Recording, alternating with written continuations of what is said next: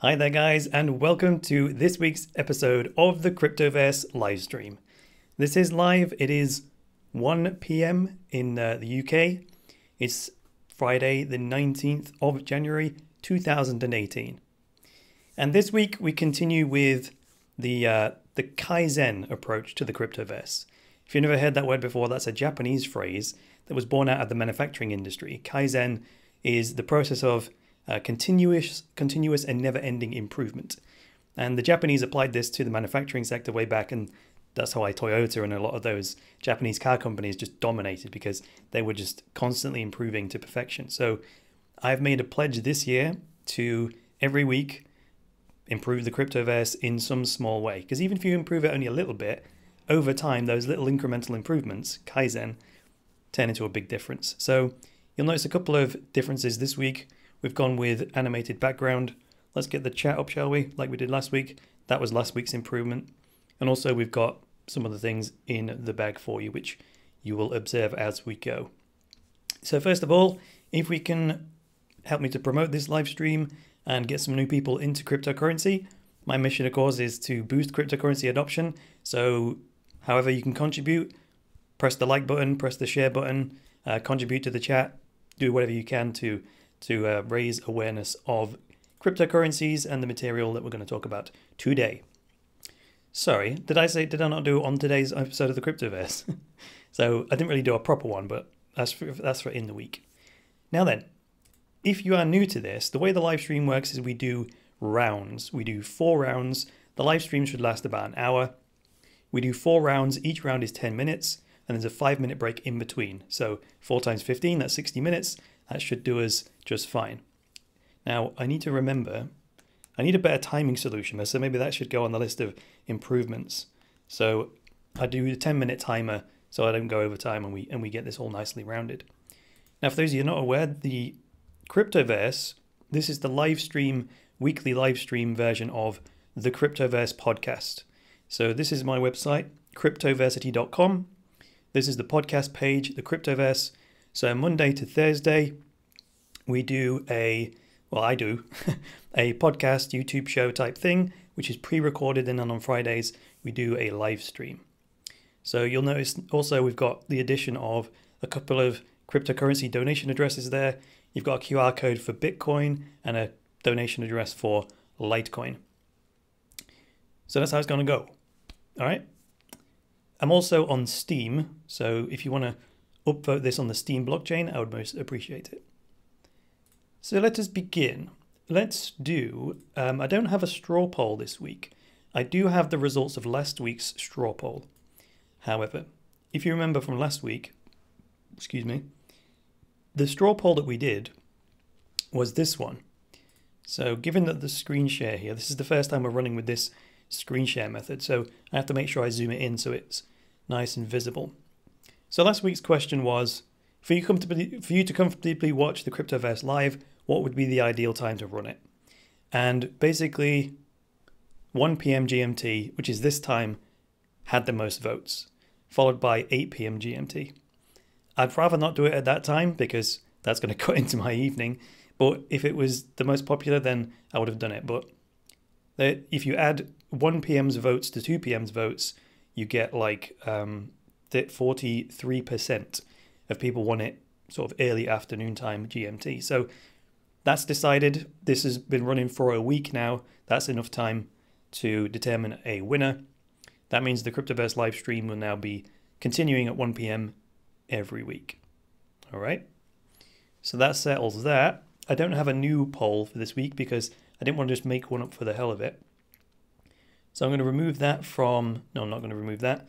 The way I do this is I highlight these things so I can make sure I put them in the show notes as we, after the stream is over, like, right? Alrighty then. Now then, I'm going to do this like I do always. I'm going to do it in sort of reverse order from most recent news to less recent news, if you know what I mean. So I'm giving preference to recency. So let's talk about the Lightning Network. You can now monitor the Lightning Network in real time. So I've got 2 resources that I only found this morning. So here we go.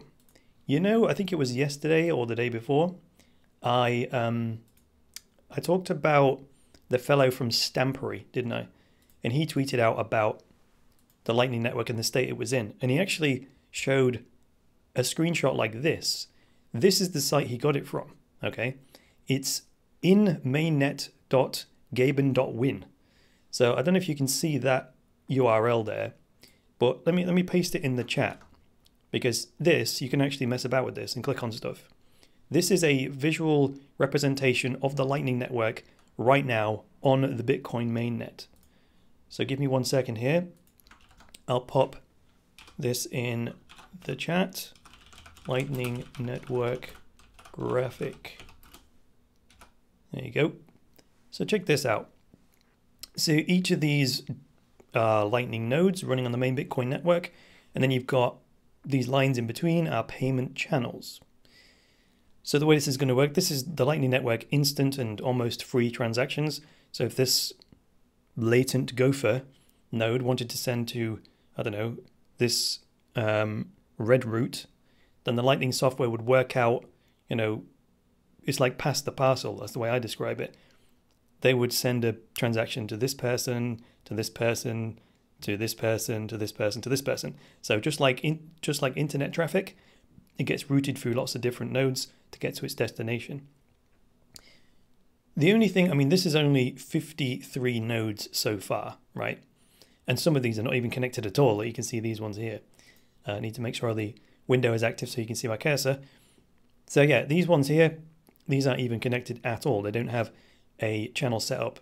But this United Moon, all they would have to do is establish a payment channel here, and then they would be able to get to the rest of the network. Now, there's something obvious that sticks out to me, which is one of the concerns about the Lightning Network, and that is that it's going to turn into, it's not going to be very interconnected. The concern is that we'll end up with a handful of basically like central banks that are these big hubs. And granted, there aren't that many nodes right now. However, you can see this pattern emerging already. This node called Sleepy Ark, I think it's called, that is a hub straight away. Look at how interconnected that node is, right? The reason that's a concern is that if this scaled up massively, now of course this is a big if this pattern maintains when it scales up, that's going to be a problem, because all a regulator would have to do is impose like know your customer anti-money laundering regulations on this point, and then everyone that connected to that Sleepy Ark node would have to be identified, and then as a problem. And these folks, the only node they're connected to is this Sleepy Ark. So all their Lightning payments has to go through that point. So what they would have to do then is identify themselves, number one, or number two, they could then close the channel with Sleepy Ark and open up another one over here to someone that isn't imposing KYC, if you know what I mean. So there is that freedom as well. If that starts to happen, you can just close your channel out and then, you know, go somewhere else. So there's that flexibility there. When you open or close a channel, though, you do have to broadcast a transaction on the Bitcoin network. So that might cost you $4 or $5 to open the channel initially, and then if you want to close it again, that's another $4 or $5. It's no big deal. I mean, I would pay that to disconnect myself from, you know, a hub like this that was behaving badly, right? So that's resource number one. Resource number two is this one. So let's pop this in the chat also. This is another data point, data on the Lightning Network. Sorry if that keyboard click is going into the mic, but can't really avoid it. Right, so this site then, which is on P2SH, that's pay to script hash, I think, .info. This shows a chart where you've got time along the bottom, and then you've got two y-axes. On the left axis, this is the amount of Bitcoin, the capacity of the Lightning Network. So this is the amount of Bitcoin in total that is locked up or pledged or staked in Lightning payment channels. And then on the right, you've got the number of channels, right? So the green line is the capacity in Bitcoin, and the number of channels is the orange line, like that. So you read it like this. In any case, so the green line is basically around 1 Bitcoin right now. The total capacity of the Lightning Network, this is about 1 Bitcoin. So that's what, $11,000, which actually you can get it from here as well. See down here it says total capacity, about 1 Bitcoin or 11,000 US dollars. So that's the sum total of all the Bitcoin that's staked in all those payment channels. How that's distributed, I have no idea. But it could be half a Bitcoin in this channel and 0.1 in this channel, and it doesn't matter. But that's the total capacity of the Lightning Network right now. And then you've got the total number of channels, which you could either count those lines, or you could just look at this and then look at the orange line and it's like 80, 85 or whatever it is, right? So there we go. That's something I'm going to be monitoring live on the Cryptoverse. I'm going to be doing a daily check-in on the Lightning Network to see how it's growing. And I think, I haven't done the calculations on this, I'm just getting this from a tweet that I saw. Someone said that it's growing at the rate of like 40% a day. And if that's true, that's exponential, right? So there we go. So I'm going to do now is just highlight those two resources and put them in the show notes after the show is over, in case you're watching this on the recording. Make sure I make them all the same color. Alrighty, let's talk about Mobius. Yeah, interesting. Mobius. Let's just close these out so I don't confuse myself with too many tabs. So Mobius.network. So Mobius, this, long story short, they just sold out their ICO in like 2 hours. And they ran it on the Stellar network, right? So, you know, Stellar Lumens. Hang about. I need to make sure I do my zoom here. There we go. Get off. So Stellar Lumens, where's Stellar? It was in the top 10. Is it? Oh, no, it's there. It is there. So there, number 9 by market cap. This is Stellar Lumens. Let's pop a little orange highlight on that. So Stellar, this is, oh, there we go. That's the end of the first segment, but we'll just finish this point off and then I'll go to the chat and so on. So Stellar, they ran this Mobius ICO on the Stellar blockchain for capacity reasons. I think it was the first major ICO that was run on Stellar, and sold out 8,888,888 tokens in 2 hours. There was a lot of hype around the Mobius ICO. What they're trying to do, or what they intend to build, is a DApp store, a decentralized app store. So this will be like the new, I don't know, Apple App Store or the Android App Store, you know. The difference will be that this stuff, all these apps, help you to interface with blockchains, right? So like here, they've got a Mobius WordPress plugin. So if you wanted to use that, plug it into your WordPress website and take payments in Mobius tokens, you could do that. So that integrates with the Mobius blockchain. And these are all kind of just little testers right now. They're not really serious, I don't think, many of these apps, but the potential is quite large. And that was, the market agrees that this is potentially huge because it sold out in like 2 hours, right? Actually, the last 2 ICOs I wanted to participate in, one was Self-Key, it just sold out like in 13 minutes. And Mobius, again, unfortunately I wasn't able to participate because they sold out so quickly. But at least I've got the eye to pick them, you know. So that's that Mobius ICO. So they're gonna build this DApp store. So we'll keep an eye on them, and their tokens are based on the Stellar network. So that's a first. Okay, so that's the end of the first. Do I call them rounds? Don't I? First round. So now we're gonna do a 5-minute segment where we go to the chat and see what you've been talking about. And let's check the stream status here. We're doing well. Please click that like button for us and share the stream if you could. And what else can we do here? Right. So let's just take a short break and I'll be right back.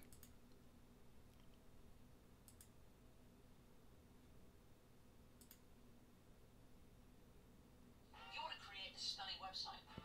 I've already done it with Wix. Let me show you how it's done. I mean, I'm going to need to put these. I can't see without them. Okay, let's go to the chat now and see what we've got. Now, how am I going to do this? I'm going to have to scroll back, aren't I? Let's see. I've turned off the slow chat today, so it could get a little bit hectic. Let's, yes, I'm on camera screen, aren't I? So let's see. We asked a few people who were the early birds were asking questions like, what's happening with IndaHash? My answer to that was that the IndaHash token is going live on their first exchange on Tuesday. Pretty good. Someone asked me to talk about TrueFlip, which I might do in a bit. Someone says hello from Croatia. Someone was asking why before I even went live were there some dislikes on the stream. No idea. Some people just don't want me to talk, I guess. Nothing that I can do about it in particular. Sorry, this fellow, what's your name?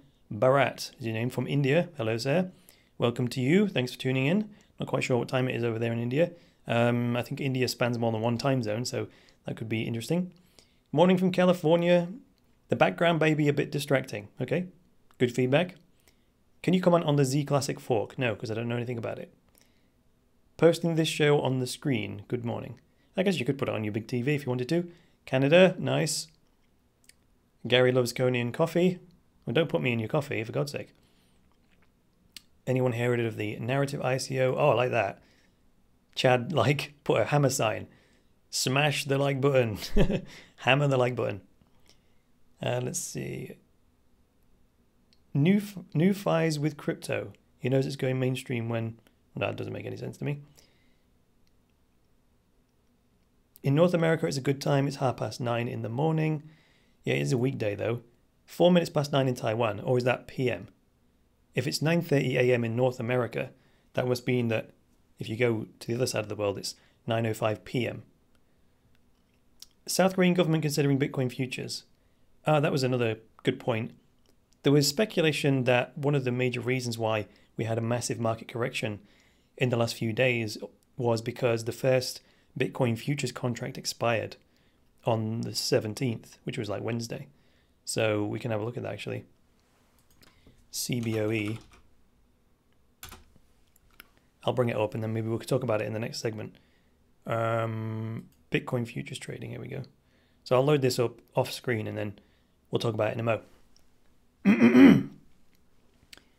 Someone says, can you reorder the full list of coins on CoinMarketCap from your fave to least fave? Just the top 800 will be okay. I don't understand what that means. You can't do that by clicking on buttons on CoinMarketCap if that's what you mean. 23Uverse says you can click on the nodes on that Lightning Network graph to get more info. Interesting. Is the 8,000 level still valid? I never said that was valid in the first place. Although if you want to do a chart reading, we can do that. How do we do that then? Let's see. So right about now, whoopsie. So right now we have 67 likes. So you're going to have to vote on this. If you want me to do a chart reading, smash the likes up. And if the likes increase significantly after saying that, I'll do it. If they don't, I won't. There's another interesting thing that I noticed. If you notice at the top of the chat, there is this link that says watch this on YouTube made for gamers. Now, I would recommend you click on that because it will change the YouTube interface into a layout that I think is much better for live streaming. It will put a bigger video window in the center and then have this long chat down the right hand side. Now that's going to duplicate the chat if you see this thing and then the real chat, but at least it'll let you participate. Try it out. It's pretty sweet. I'm actually going to get rid of it because I don't want it on mine, but if you see that, have a go of it. You can always click back again. Hello. All right, that's the end of the chat segment. Oh, we had a significant spike in likes there by about 50% increase. So I think that means you want me to do a chart reading. All right then. I'm going to have to leave I'm going to have to leave the chat there and then come back to it in the next segment. So segment number 2 about to kick off. Let's do this. And by popular request, responding to this in real time, let's look at the charts, shall we?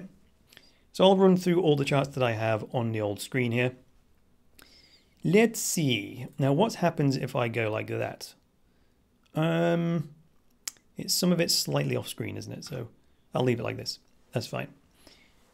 So you'll see all the coins I have in my favorites on Coinigy, Bitcoin Cash, Bitcoin Dash, EOS, Ethereum, IOTA, Litecoin, Monero, and Ripple. Not that I own all of those coins, I just like to keep my eye on those prices, and then I'll look up other coins as and when necessary. Excuse me. So after the major crash, Let's get rid of the volume and whatnot. After the major crash from this week, you can see Bitcoin Cash is now pausing right around this level. 1750 seems to be the key level for Bitcoin Cash. You can see the interaction more recently. You can see that after it broke it last time, it absolutely mooned. And also previous to that, it was a line of resistance. So key level on Bitcoin Cash, 1750. It went kind of dangled below it a little bit. It's pulling back up again. So fingers crossed that will turn into support. And that big crash also broke the medium-term trend line, as you can see here, for Bitcoin Cash. If I thicken it up, that should help you see it. So that's been broken. Maybe it'll come back up and resume, and then this will be a temporary crash. Bitcoin, by comparison, looks reasonably similar. I've had to delete my shorter-term trend line, but you see this one.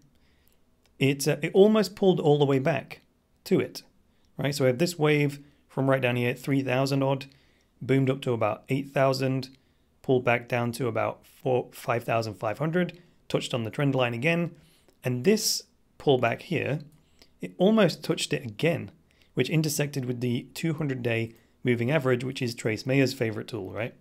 The Mayer multiple, as we call it. And in addition to that, that was also the 78% Fibonacci retracement line. So there is a big intersection of forces there at 8,500. So I didn't say 8,500. That was Mr. Crypto Investor that was saying this is his key point to buy. And it seems that the technical analysis agrees. Now, Mr. Crypto Investor did say that he's not a big fan of technical analysis. However, I'm a fan of it. And I've just displayed here that there are 3 coincidental factors that support his view that 8,500 is a key level. So last time we broke 8,500 back here, that was the event that preceded this massive run up to 20,000 from 8,000. So that's huge. And now we've got all this stuff going on here. The price didn't quite go that far. It bottomed out at 9,231 on Bitfinex. And like, if you've been tuning in during the week, I was sort of buying all the way up and down this thing. And now we have a key support level at around, let's call it 11,000, which is this Fibonacci level right here. And as you can see from this, the body of the candles are all above that level. And you got a few tails dangling down with this, like, sort of, this is a dragonfly doji, I think you call that one, with a very long tail like a dragonfly and a very small body and head. So this level looks pretty good, 11,000. It wasn't solid because the price did ping down below it, but it's elastic enough to pull it back up again. And I see there's a lot of enthusiasm today with this reasonably large body, relatively, to the previous 2 days. So these 2 little bodies, indecision, like I was saying on the show, and this is now more momentum candle, right? So 11,000 looking pretty good for Bitcoin as a support level. Dash, bodies of the candles starting to increase here. Key level of support for Dash, similar. I would say if you judged it on the bodies, it'd be about $735. And then you've got the tails. It's a similar sort of pattern, right? Small tail, big tail, and then momentum going up. But Dash has actually got 3 days of enthusiasm compared to Bitcoin, which has 2 indecision days, 1 positive and 1 negative, and now it has some enthusiasm behind it, right? So that's Dash. Dash is in between its 2 moving averages right now, which is an interesting point of view, and so is Bitcoin. So that's a decent pullback right in between the moving averages. EOS has an interesting pattern. Let's get the brush out here. Just make sure we actually time in the segment, because this is probably going to take the whole 10-minute segment up.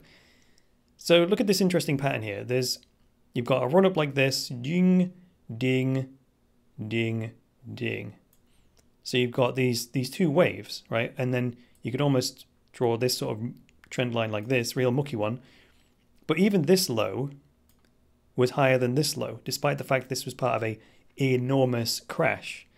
It still formed a fractal pattern where this boom bust thing, boom bust, exactly the same, just at higher price levels. So this is the brother of this, right? And look at the price patterns that are reasonably similar. All this is like the clone of all this. You know what I mean? So that's looking pretty good for EOS. Now, if that repeats again, right, if we get the crosshair out here, if we trend this out, what if that repeats itself a third time? Well, it would look like this, wouldn't it? Yoink, and then boink, and then boink. You know what I mean? Whoops. So yeah, that's a mess. But you get the idea, right? If this pattern repeats itself again, and as we march towards EOS's completion on the 1st of June 2018, that's a possibility, right? Of course, past performance is not a indication of future results. However, you can look at the behavior of this and trend that out and see what's probable. It's only happened twice, mind you, so we'll see if it happens a third time. I don't think it's any secret that I'm a massive fan of EOS, and even if the price wasn't going up, I'd still contribute to it in any way I could. Okay, Ethereum had an absolutely enormous fall. Look at this. It topped out up here at 1420. Nope, that's not true. 1424. So I actually need to correct this Fibonacci line here. 1424. There we go. I like to be precise. And this is just tracking this run up here with Fibonacci retracements. And the key level you can see here is after this massive bull run is around about 950. So same again, little tails either side of the big dragonfly doji. And what's also interesting here is there's a somewhat of a consolidation over the last few days with Ethereum. If we draw two horizontal lines here and make them real thick one there, and then let's just clone that line straight up and then get it and pull it down to the bottom of the consolidation. So you see in between those two lines right there, so let's zoom right into this. This is where most of the price action has happened in the last 3 days, let's call it. And at the top of that channel, we've got 1,067, and at the bottom, we've got about 950. So between 1,050 and 950 is where most of the price action has been happening. Now, even as we speak, this momentum here is pulling out, $1,073. So this is where it looks like it's going to bust out, and then maybe that will turn into support. Because Ethereum had such a mad run up like that and such an enormous crash from 1424 right down to 770, that's pretty much, without splitting hairs, a 50% correction. What's fascinating about Ethereum though is it did not return to no man's land. So it did not even fall below its 50-day moving average. You know, like we was talking about Bitcoin here, it fell into no man's land between the 200-day moving average, which is this green line, the 50-day moving average. So this is where you're not quite sure which way it's going to go. It's bang in the middle of its sort of long-term average and its short-term average. Same with these other coins. There's Bitcoin Cash below its 50-day moving average. There's Dash in between its moving averages. Here's EOS. Didn't actually fall below its moving averages, but Ethereum being like one of the biggest cap coins, it actually hit its 50-day moving average, and even that was an elastic point. It twanged the price not only just back above 50-day moving average, it went significantly above that. So a lot of enthusiasm for Ethereum, pulling it right back up above $1,000, and now, you know, it looks like it's going to recover pretty well there. In fact, I'm going to put it on screen, but on my other screen, I'm going to pull up my short-term trading positions, all of these dips that I bought, and I'll tell you what percentage my Ethereum position's at right now.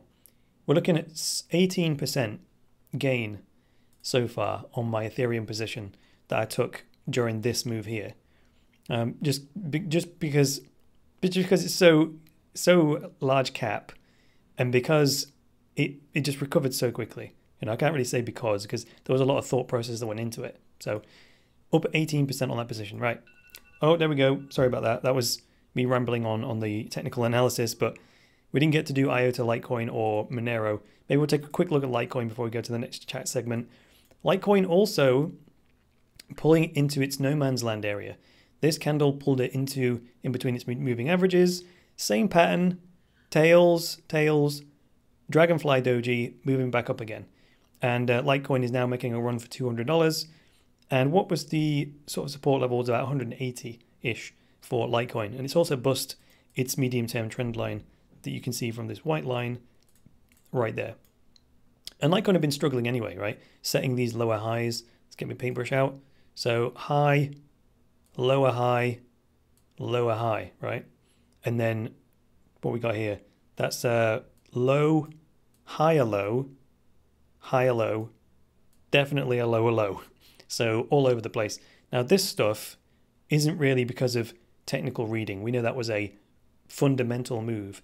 People got spooked in the real world about real news and the fundamentals of the whole crypto space, which is why that happened. So that's why you couldn't predict that with technical analysis, and also why it doesn't obey support lines and all that kind of thing, because people just throw that out the window in a crisis, right? Anyway, let's move on to another chat segment with 5-minute break where we'll do some more chatty chat. 5 minutes. Oh, excuse me, I'm going to have to take a drink because yapping away. And oh, we've got a super chat in the house. Let's see. Chad. And now that chat is broken, isn't it? Look at Chad's name. It's in grey on a green background. Okay, there are some bugs in the system. That's okay. There are some bugs in the system, so we'll have to sort that out. So Chad Bushman. Hey, Chad Bushman. He's like a forester. Is that your real name, mate? Or is that like Bushman as in, you know, like a Steve Irwin type? Don't know. He says, thank you so much for these informative live streams. Well, thank you very much for that feedback. I don't know if they're informative or not. I'm just sharing. If it's informative, great. If it's not informative, great also. But I just offer the information to you and then do with it what you will. It's also blew me a kiss as well, which I appreciate. So spreading the love all day long there. Shout out to Chad. $5 US. Thank you very much, sir. And you broke the $5 minimum donation, so that means that you get pinned to the top of the chat for, it's like 2 minutes or something. But you can see the little pill there is draining as we speak. All right, thanks very much for that, Chad, my old mate. So let's move on with the regular chats. I can't believe I even saw that. I saw it from my... I was going to take a drink, wasn't I? Excuse me. I know you're not... Who said that? I think it was Oprah Winfrey when she had Eckhart Tolle on the show. And he was like, yeah, let's start the show with doing a 10 seconds of silence or something. Or I think he was going to do like a minute to sort of like be conscious and mindful. And Oprah was like, you don't really have silence on live TV, but let's try it. 10 seconds, right? So 10 seconds of silence on live TV. So she's a massive media mogul. She knows what she's doing. So I take heed of what she says works and doesn't work and is okay and isn't okay. So even pausing for 5 seconds to take a drink might be breaking the rules, if you know what I mean. But hey, this is the internet, right? So we can do what we want to do. So Damien says, promote the Lightning Network by adding, the Lightning emoji to your Twitter profile. Yeah, you can do that if you want. If you want to do that, you can do that. Is BTC going bullish? I don't know. Well, based on what we just saw, it's definitely stabilized for the time being, right? And if we look at CoinMarketCap, which I've already got open in a tab actually, and refresh the old total market cap, let's just take a look at this, even though it's the chat segment. This is the graph that shows the market cap of the whole Cryptoverse. If we pop it on a 7-day view, we can see we were up $750 billion, right? Even 6 days ago. And then, bosh, down we jolly well went. All the way down to 417 billion. So if I pop up a calculator and I do 750, 417, not the other way around. 417 divided by 750. Yeah, it's like a 55% correction in it, or 45%, either way.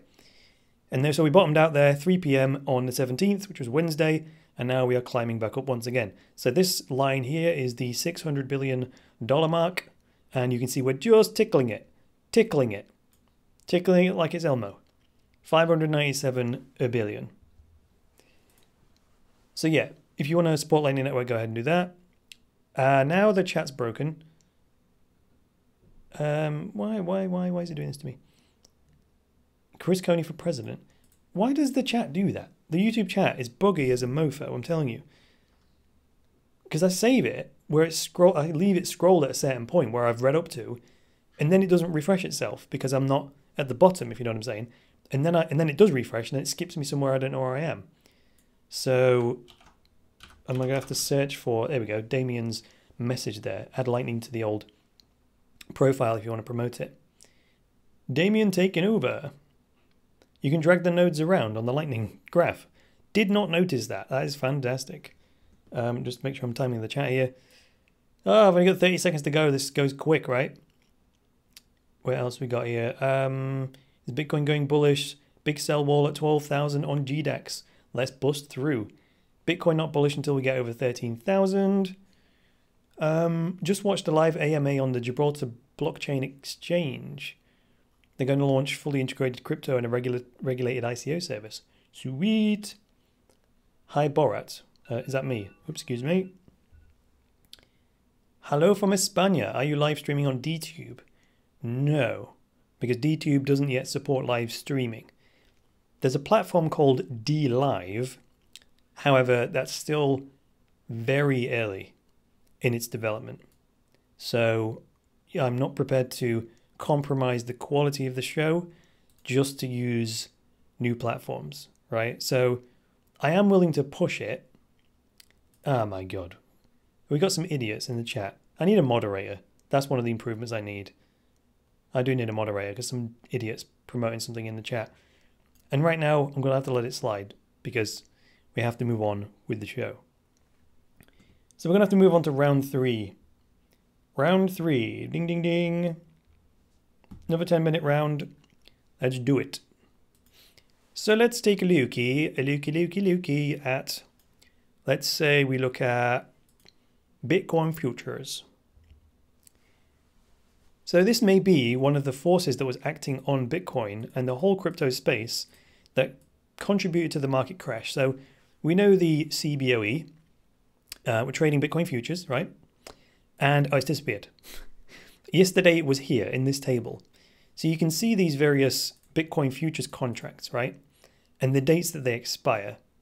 So what we got here, this is the February the 14th and then March the 14th. And I swear to you, yesterday there was another one above this that expired, I think it expired on the 17th of January. So that could have had something to do with it. Now I can't, at this moment in time, because I haven't thought through it precisely, I can't give you a precise logical explanation as to how I can tie that to the Bitcoin price crash, because I haven't meditated on it yet. I was just only thinking about it today. And that's why I don't like to speak until I've really combed through a concept and got my thoughts very, very precise on it before I speak on it, because otherwise you just look like an idiot, right? So I don't want to do that. I don't want to misinform anybody. So I'd rather not speak on something than speak incorrectly about it. And even then, there's no guarantee that I'll speak correctly about it when I've got my head around it, right? Even my own conclusions could be wrong. All right, so let's see what else. Here's a big news story, in my opinion. Radar Relay launches support for Ledger wallets. This is amazing, absolutely amazing. So let's just get rid of all this stuff here, get rid of the charts. Well, I won't get rid of the charts, I'll keep them there. So I don't know if you guys are familiar with Radar Relay. Let's just set the scene here. Let's unlock my MetaMask off screen, shall we? And then I'll show you what Radar Relay is. And then we'll move on to talking about Ledger, because you'll understand what the hell I'm talking about. Now, Radar Relay is a decentralized exchange on the Ethereum network. So pop open a MetaMask, there we go. Make sure I close this, okay. And we're back. Righto, so radarrelay.com then. Here we go. We pops the button, trade now on the beta, app.radarrelay.com. So Radar Relay is one of the decentralized exchanges that uses the 0x protocol. So that, you know, the 0x token that we all know and love. 0x protocol. This thing, go to their website. I hold some of these, right? So 0x have made a protocol for building decentralized exchanges, and Radar Relay isn't working. And Radar Relay is built on the 0x protocol. So this should mean that other decentralized exchanges that are built on the 0x protocol will be able to communicate with each other very, very easily. Now, this did work this morning. Radar Relay was working this morning, and I was absolutely mind blown. While it loads, and if it loads, I'll explain to you what the hell's going on here. So Radar Relay in these exchanges, they run decentralized exchanges for Ethereum-based tokens, right? So what they've done is they've launched support for the Ledger wallet. And what that means is, and there's some screenshots here, so maybe we can do it this way. This is the way it's going to work, right? You click the side of Radar Relay to open the drawer, right? You then click the Ledger button, which is the new button they've just launched, rather than the MetaMask one, because you could use Radar Relay before with your MetaMask. However, now you can have your Ethereum stored on your Ledger Nano S, and you can actually trade your Ether and your ERC20 tokens directly from your hardware wallet. So they called this ledger to ledger because say you put a sell order on for some quant stamp on Radar Relay, and then I come along and I want to buy it. That means ownership of those quant stamp tokens get transferred from my ledger wallet to yours, or the other way around, whichever way you want to put it, whoever is the buyer and the seller. And it goes via a decentralized exchange to you. So it's completely trustless, and it's from hardware wallet to hardware wallet. So this is huge.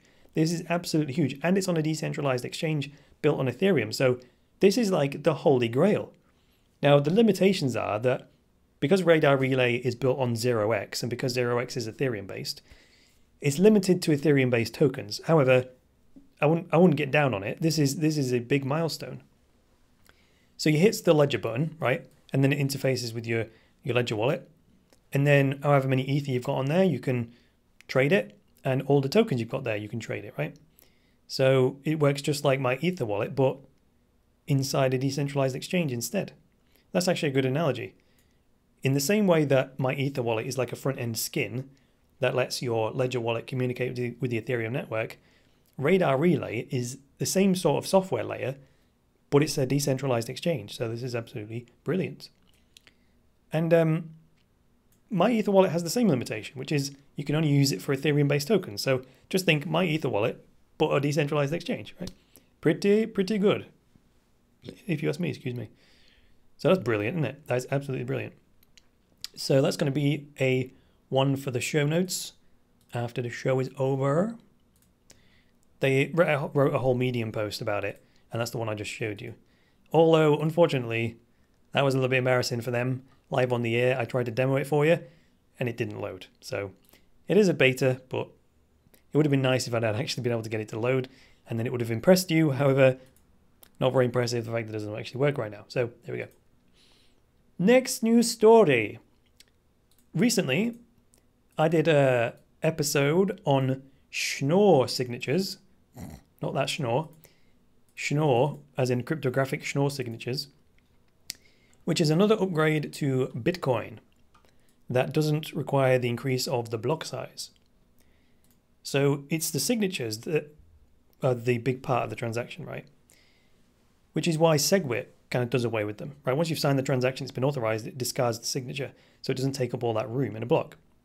So Schnorr signatures goes a step further and is basically like compressing the signatures to make them smaller, and also requires that if you have multiple inputs that you want to spend, you only need one signature rather than all of them.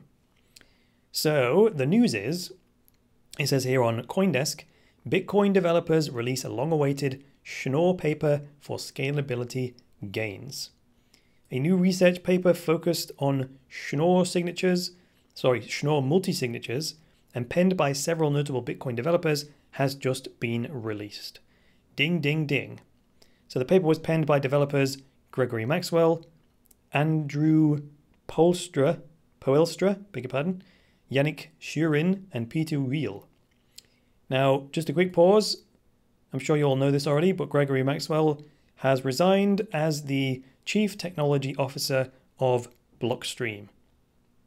This was announced by him in an email to one of the Bitcoin mailing lists, Did I put this in the show notes? It came up, so I thought I may as well mention it. Why didn't I put it in here then? Well, that's strange. Trust me. I read it. I read it with my own eyes. Actually, I think it's on Reddit. So let's just take a quick segue here, because this is reasonably significant news that Greg Maxwell, the Chief Technology Officer of Blockstream, has resigned. So there we go. Here it is.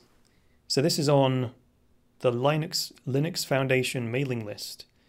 And this is the letter from Greg Maxwell. Boom, boom, boom, boom. This is not really news, right? Because it says here, let's highlight this bit. Let's highlight it in yellow. In order to spend more time working independently on deep protocol work, especially new cryptographic privacy and security technology for Bitcoin, I resigned from Blockstream last November. There you go. So even though this email is dated Friday, the 19th of January at 3 o'clock this morning, which was 10 hours ago, it says, it took until the end of December to wind down my involvement there. Of course, Chief Technology Officer, right? Kind of the head of the technology department of Blockstream, managing staff is kind of woven into all these threads. And of course, it takes time to unpick those threads and hand off the responsibilities. You can't just chop and leave, right? It would leave a massive hole in Blockstream, and that would be slightly irresponsible of Greg, right? So anyway, he's going to move on to do other things. And what was more significant is, the alarm went off. That's not that significant. What was significant is that Blockstream then removed the team page from their website. So previously, I think it was blockstream.com/team. Yep, not there. So how do we know it was there? Well, on the web archive, if we run that URL through the web archiving system, this is the page that was there at blockstream.com/team. And let's see here. Curious. Greg Maxwell used to appear here in the first or second slot as the Chief Technology Officer. But not only is this page not there anymore, it's been captured by the internet. Oh, there's Greg. There he is right there. Boom, boom, boom. So he's left as the Chief Technology Officer of Blockstream, and he's going to go work on other things. Interesting. So back to the point. The CoinDesk article is that Schnorr Signatures, a paper has been released, and it was penned by Greg Maxwell, formerly of Blockstream, and all these other folks, right? So details of how Schnorr Signatures can be applied to Bitcoin and yada yada are in the paper. So now where's the link to the flipping paper? Why have they not provided a link to the paper? Why did they not provide the link to the paper? Is this the paper? I don't know. PDF. Is this the one? Yes. Simple Schnorr multi-signatures with applications to Bitcoin. So that's going to go in the show notes. If you want to get deep into the deep depths of Bitcoin cryptography and Schnorr signatures, check this out. So, oh, there it is. So I've already got that in the show notes. It just needs to have this link added. There we go. Schnorr Signatures paper released. So you can read that at your leisure. I'm not going to go into that right now. It's far too complex for simple live stream. Alrighty. Really got to get a moderator, haven't I? I asked Ron to do it, but because he's in New York, it's difficult for him to do that, right? But I'm going to have to do it. That's going to have to go on the list of improvements, isn't it? Let me pop it on right now while I remember for our Kaizen approach. So let's pop it on here. A moderator to clean up the chat. Can't be having people doing that, can you? Can't be having it. Amy says likes the background. You see, some people like the background. You know, the reason that this idea came from you guys, like people were in the comments saying how long until the background subtly moves. Now, maybe it's too fast. Maybe the animation's too fast. Maybe that's the problem, right? Maybe that's the problem. Don't know. But that's that anyway. Anyway, so what we at? we're at the second to last chat segment. 5 minutes to do it. Let's see. The last question was, am I live streaming on DTube? No, because it doesn't support it. Underland. Nice, mate. Love your show. Very good updates. Thank you. Do not wear blue on that background. I'm not... Well, that's why I've got the grey jacket on, innit? I wouldn't put blue on a blue. But anyway, that's a silly comment, so I'm going to carry on. Thoughts on Engine Coin? You really need to talk to Michael Gu about that. He's the fanboy in that regard. Charlotte, North Carolina is appreciating our work. Or my work. Nice. So Amy already said she likes the background. Amy, I assume that's Amy. There's Amy as in, that's a lady's name. However, the avatar is anonymous. So don't know if that's a lady or a gentleman or other. EOS says, some say that TNC doesn't give you a guarantee on profit share. No, there's absolutely no guarantees or obligations with the EOS token whatsoever. The bottom line is if you buy EOS tokens, you are basically just donating to the project to help it be developed. That's it. What else we got here? Do you like links.io? Never heard of it. What's happening with the Ethereum Zero fork? Don't know. Next price prediction, not interested in that. The Cryptonauts in the house. Love your work as always. Love you too. Yeah, full screen mode. Nice one. Oh, you mean the layout thing with the screen share and the little box and so on. Yeah, man. Got to keep pushing that envelope. Too many little whippersnappers coming into the game now. YouTubers and such like. Kind of too much commoditization. Got to differentiate. Got to differentiate somehow, right? Let's see what else we got here. Made for gamers, much better. It's cool, isn't it? Right? For anyone who's just joined, at the top of the chat, click that thing that says "View it on YouTube Gaming." It's brilliant for live streams. It's a nice little layout. And also, if you put it on night mode, even better. I've got the chat on night mode on my computer screen because then it's dark and stuff, right? Draw a fesh fib. Mine is set differently to yours. Well, I'm doing that right now. Did I miss something important? Yes, everything. Roberto, hello. How are you? What else we got? Chris for President 2025. Oh, no, thank you. No, thank you. Rather not. I don't see the dragonfly. Please draw. Oh, super chats in the house. Crypto Soldier. $10. Thank you very much. That's sweet. Keep up the good work. Oh, you should ask a question. I don't like that because you should get value for your $10. Or maybe you've already got the value. My assumption is always like, if you do a donation, that you should put a question you want answering because then you're guaranteed to get an answered. However, what I'm not considering is that the donation was something I've already said that was of value. So I appreciate that. Crypto Soldier, $10. You are currently the top donor on this stream. So nice one. So you're going to hang around for about 5 minutes there, I think it is. I don't know. I think it tells you before you do a super chat, doesn't it? How long your comment's going to stick for. All right, 2 minutes left on the chat. Let's see what else we got. BTC is the king. EOS is not even running a platform yet. If you want to see an earlier version of EOS, then look at Steam. Steam is already doing 1.3, 1.4 million transactions a day and has the best index in terms of market cap to actual transactions. So it absolutely trumps Bitcoin in that regard. Let's see if we've got any questions on Steam. Speaking of that, I don't think it's fair to just hog the YouTube stream.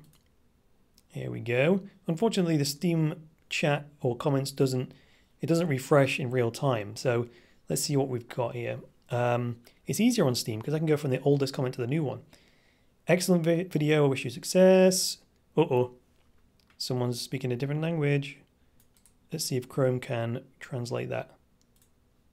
No.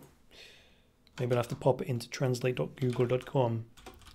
Translate.google, auto-detect language. It turns out it's Spanish. The cryptocurrencies are wonderful. If we know how to invest in them, we can obtain very good benefits. But we must do it with prudence, researching them and choosing them wisely. Good comment. Don't think that's particularly relevant to the stream. It's just kind of a general comment, really, but thank you for that. That's the end of the chat segment. There's a lot of generic comments on Steam. There's an incentive to just post any old junk, I suppose. Unless the comment is specific to something that I've said, I just have to assume it's spam. So you have to tie it into something I've said, otherwise there's no way I'm going to upvote it. So Andre something over there, it's loads of Cibic. I really like your coverage of Lightning Network. More crypto tubers should do that. It's the most important technology in the industry. People need to understand how it works. All right, fine. I'd give you $1 for that comment. So I'm going to stick my voting power on 15%. Schmack it. 3 seconds later, boom. Blockchain transaction. Oh, sorry, 89 cents. 89-cent tip for that. If you guys don't know what I'm talking about, you should sign up for Steam and then comment on there rather than the YouTube chat. And maybe you can get tips for your contributions as well. Righto then. What are we going to do now? Move into the final segment. It's quite hard to keep this tight though, isn't it? I know I say 4 rounds of 10 minutes each with a 5-minute break, but there's always a bit of lag, isn't there? So perhaps I should time a minute under or something.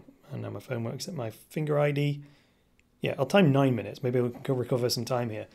So this is the final segment before the final chat segment, and then we'll be playing out. Right, so we've done Schnorr signatures. We've done Gregory Maxwell resigns. We've done Blockstream removes their team page for some God only knows what reason. We've done chart reading, done all that, done all that, done all that. Let's go to the news pool and dig out some other pearls. Now, we did some positive news on the Lightning Network. Now let's look at the other side of the argument. Because, you know, I do have opinions, but that doesn't stop me looking at both sides of the argument, okay? Check this out. So I believe, let's just make sure who wrote this. This was written by Jonald Fuchball. I think that's his real name. It doesn't actually say who that is, though. I don't know who that is, I beg your pardon. However, they provide mathematical proof for their argument, so we'll give them credit for that. So the point is, Jonald proposes that this Medium post gives mathematical proof that the Lightning Network cannot be decentralized as a Bitcoin scaling solution. So this is the negative side of the Lightning argument, okay? Now, I haven't read this all yet or digested it. It's got a lot of math in it. So even if I do read it, I'm not sure whether I'm even going to be able to comprehend it. I'm not a math major. I'm a computer science graduate. There was some set theory and stuff like that in there. However, this is deep math that goes beyond me. So even if I do read this, I might not be able to comprehend it. The claim, however, is that, there's a quote here. It says, using a network of these micropayment channels, Bitcoin can scale to billion of transactions per day, right? So that's that. It says what it doesn't tell you is that this can only be accomplished by using large centralized banking hubs. So that was sort of the pattern we saw, wasn't it? And again, granted, there's only very few nodes right now. But so this warning says don't use real Bitcoin, you might lose it. Okay, fine. But that was the point about this. This is what the argument is from this fellow, Jonald. And he's saying that this model is going to become prevalent in the Lightning Network. And rather than just having that as an opinion, he's going to provide mathematical proof in this document. So it's reasonably extensive. So if you are that way inclined, then go for it, right?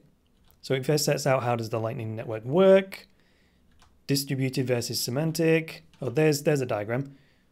This distributed thing here, he says, what people think the Lightning Network will look like, which he claims is not possible.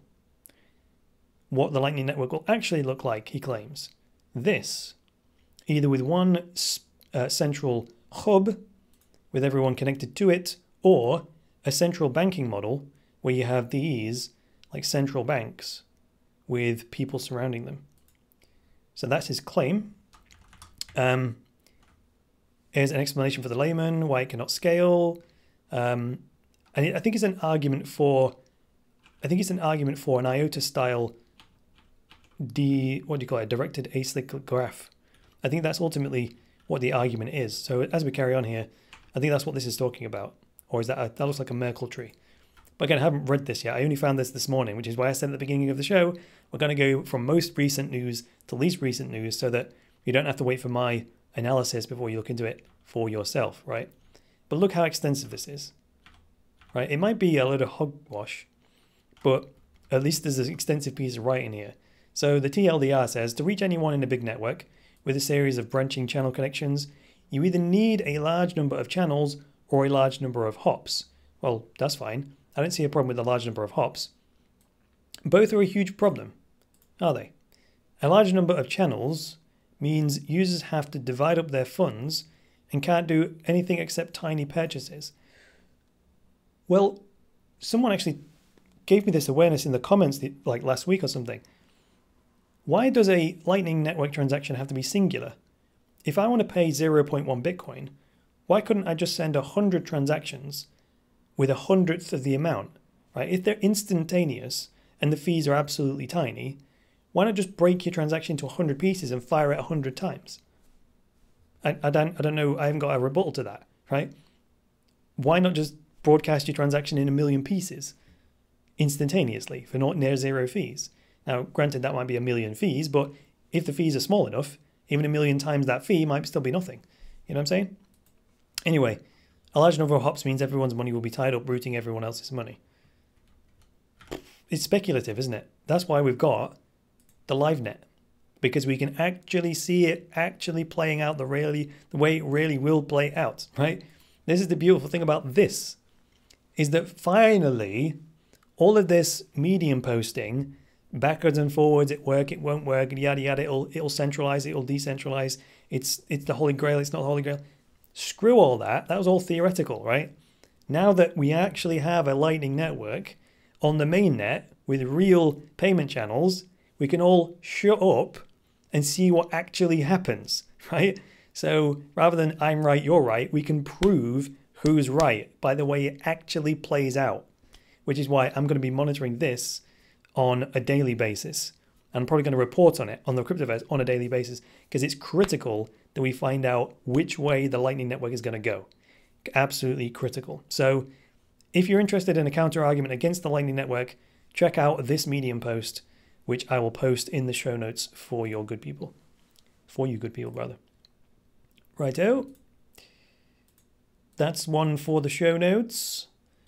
What else we got? I haven't invested. Oh, this is a good one. You can't even get $1 out of the bank in Venezuela. I tried, someone says. So check this. It says pop, get rid of the Lightning Network. Check this out. Let's just check the time right now. 2 minutes on this. And then, oh, adverts. Oh no, adverts, help!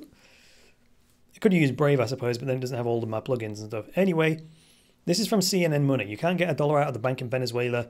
I tried. Sponsored by ANA, whoever that is. An airline, I suppose. 4 hours, 4 banks, 66 cents. This was a typical day in Caracas, Venezuela, capital of the most miserable economy. Interesting.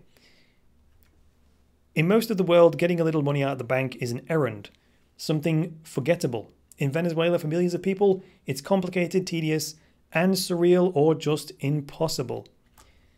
Whoever's writing this said, I moved here a year and a half ago to cover the country's economic crisis as a freelance journalist. Now that's a baller. That's a baller right there. Actually went on the ground to find out what it's like. That's huge. They say, I knew how bad things were, but I never imagined the constant daily struggle to achieve even the simplest of tasks. As Venezuela sunk to new depths, prices have skyrocketed and the currency, the bolivar, has become next to worthless.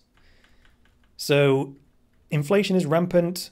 Some experts rate it at 4,000% last year. It's devoured people's salaries. $1 fetches about 191,000 bolivars, according to the black market that everyone uses. A year ago, $1 fetched 3,100, yada, yada, yada. Here we go. So this is their experience of trying to draw money out of the bank. So if you want the bottom line, socialism's bad, communism's bad, we don't want it, right? This is what happens. That's the bottom line. We need a free market.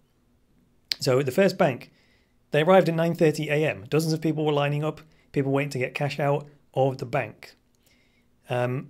Inside, the 5 ATMs were deserted, a sign that they were out of cash. The only option was to withdraw money from the bank teller. I quickly counted 21 people in the line and just one teller working. Why? I think that's to slow the rate at which the bank is giving out the money. It's a minimum of an hour wait. And what was the ultimate? What did they manage to get out? I think 21 cents. I think they managed to get out after all that time. Well, if you were that journalist, I'd get sick of it, wouldn't you? Even if you did want to cover it on the ground, you'd be like, all right, I've had enough. I'm out, right? I'm out. Second bank, they managed to get 18 cents out and then 6 cents. It's ridiculous. It's absolutely ridiculous. Ridiculous. Ridiculous. This is why socialism is bad. This is why we don't want it. Provably bad, right? For people and the economy and everything else. Don't want it. Don't want it. They've suffered enough. No one else should have to suffer that. They've done the suffering for us. So we must protect our economies and have a free market at all costs. So I'll highlight that one if you want to read the whole article later on. Okay, final chat segment before we close out the show for today. So we're going to have to do 4 minutes to recover some time here. We're already 5 minutes past 2, which means the stream's going to be longer than that, but that's all right. Let's see what else we got here. Let's go back to the chat. Need to do a little bit of catching up. The YouTube chat's going to break on me again. It's going to break on me again. And it skips right down to the bloody bottom. Which isn't fair, because I want to address the older messages first. I'm going to use Steam, because at least that friggin' works the way it's supposed to. I have a new comment. Enjoying the live stream. Thanks for answering my question about DTube. There we go. Giving that one a tip. And let me show you how this works, actually. This will entice you over to Steam. So let's do a little zoom. So let's pop over to screen share. So this is steamit.com. This is the post where the live stream is embedded. And if you click that, that's the YouTube embedded live stream player. And then down here is all the people that have commented on it and when they've commented on it. So there's Andre from a few minutes ago, and I upvoted the post. 2 people have upvoted actually, and he's earned 89 cents from that. And now I'm just about to upvote a Linux. So when I click the upvote button, it tells me, well, how much of my voting power do I want to use? So the way I figure this out is I go to steamworld.org, and this will query my account on Steam and see how much my voting power is worth. So the way Steam works is that you start out with 100% voting power, and then each time you vote, it weakens. This is to prevent spam, and then it recharges gradually over 24 hours. And you can see my voting power is already down to 92.1%. Now here is the rates. So this is how much power I have to tip people with Steam. So if I put my voting power on 100%, the person's going to get $5.87 worth of Steam rewards. So if I want to tip about $1, I need to be in between these levels, which is about, let's call it 12, maybe 15%. So if I set it on 15% and hit that, it means I only use 15% of my voting power so it doesn't erode so quickly. And then there's the tip, 89 cents. I think I did that last time as well, so it needs to be a bit higher than that next time. But then that means that I'll have automatically eroded my voting power a bit, only by a tiny bit. If I'd have done a full 100% vote, it would have been $5, but that would have knocked down my voting power significantly. So in a 24-hour period, I think you can do like 20 votes at full power, and then it would, bring you down to almost 0. So because I want to spread the wealth a bit more, I do lots of little votes. I think 89 cents is a lot as a tip for someone who commented, right? And that doesn't come from me, by the way. That is just like when Bitcoin, every time a block is mined, then new Bitcoin comes into existence and goes to the miners. In Steam, what I'm voting on is who should get some of the newly created currency. that he's created every block. So that's what I'm doing here, right? They haven't been paid that yet. I'm just saying that I vote that they should get a certain amount, 89 cents worth of the newly created Steam the next time a block is created and so on. I think Steam has a 7-day payout window. So after 7 days, they will get paid based on, how much they've earned in Steam rewards. So that's why I encourage you to comment on Steam, because then I can tip you, I can reward you for your attention, right? And it doesn't cost me anything, doesn't cost you anything. It just means that the newly created cryptocurrency is distributed by human beings, by me, not just by hashing algorithms like in Bitcoin and so on. So I'm just a big fan of Steam. I never shut up about it. And it's also the similar technology to what EOS is going to be based on, right? So there we go. There's another one. Watch me do it again. So someone else has just commented, because I refreshed the page. So I think they just voted for themselves and give themselves 1 cent. But if I hit this, let's go up a little bit. 17%. Smack that. 3-second block time. Boom. Transaction done. $3. There you go. $3. That's what I'm talking about. All right. That's the end of the third chat segment and the end of the show. So thank you very much for joining me today, guys. Should I play the music? Yeah, go on in. So thanks very much for joining me today, guys. If you like this live stream, go ahead and hit that like button. And if you're new around here, get subscribed. If you would like access to my very best material, check out my website, cryptoversity.com. I don't know if I can show you that. I pressed the wrong button. That one. Cryptoversity.com. Oops, that's going to get put in the recording. Anyway, check out my website, cryptoversity.com. Click on courses if you want to take an online course. Scroll to the bottom if you want to take a live workshop. Or click on the podcast page if you want to learn about the Cryptoverse podcast, this show, and subscribe to it. Follow me on social media and all that good stuff. So that's all for today. I'll be back on Monday with a regular episode of the Cryptoverse. So until then, guys, it's me, Chris Coney, saying bye for now.